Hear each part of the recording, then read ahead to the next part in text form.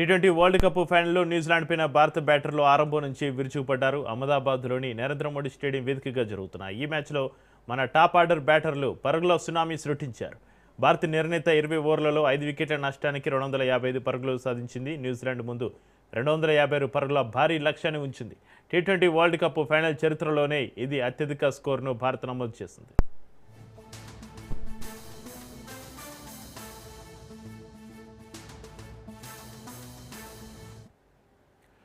అభిషేక్ శర్మ కేవలం 18 బంతుల్లోనే half century పూర్తి చేసి జట్టుకు అదిరిపై ఆరంభాన్ని ఇచ్చాడు. మొత్తం 21 బంతుల్లో 52 పరుగులు చేసి అవుట్ అయ్యాడు. సంజు శాంసన్ సెమీఫైనల్ ఫామ్ను కొనసాగిస్తూ మరోసారి చెలరేగిపోయాడు. 46 బంతుల్లోనే 89 పరుగులు చేసి కీలక ఇన్నింగ్స్ ఆడాడు. ఇషాన్ కిషన్ కూడా తనదైన శైలిలో విరుచుకుపడి 23 బంతుల్లో 54 పరుగులు సాధించాడు.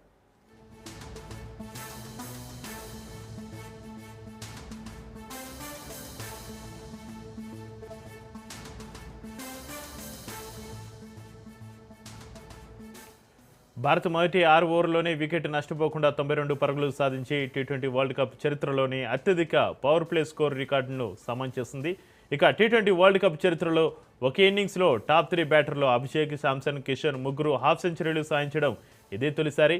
భారత్ 15 ఓవర్లకే 200 పరుగుల మార్కును దాటేసింది. అయితే 16వ ఓవర్లో జిమ్సన్ నిమిషం వేసిన బౌలింగ్లో శాంసన్, కిషన్, సూర్యకుమార్ యాదవ్ వరుసగా అవుట్ కావడంతో మ్యాచ్ ఆసక్తికరంగా మారింది. చివరి ఓవర్లలో శివం దూబే బ్యాట్ జులిపించారు. దీంతో భారత్ 5 వికెట్ల నష్టానికి 255 పరుగులు సాధించింది.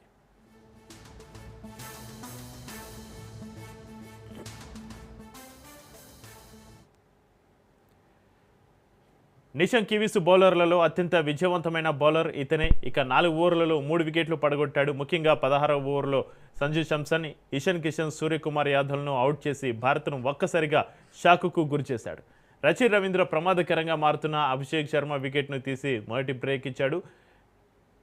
మ్యాటీ హెన్రీ ఆరంభంలో భారీగా పరుగులు ఇచ్చినప్పటికీ చివరిలో హార్దిక్ పాండ్యా వికెట్ తీశాడు.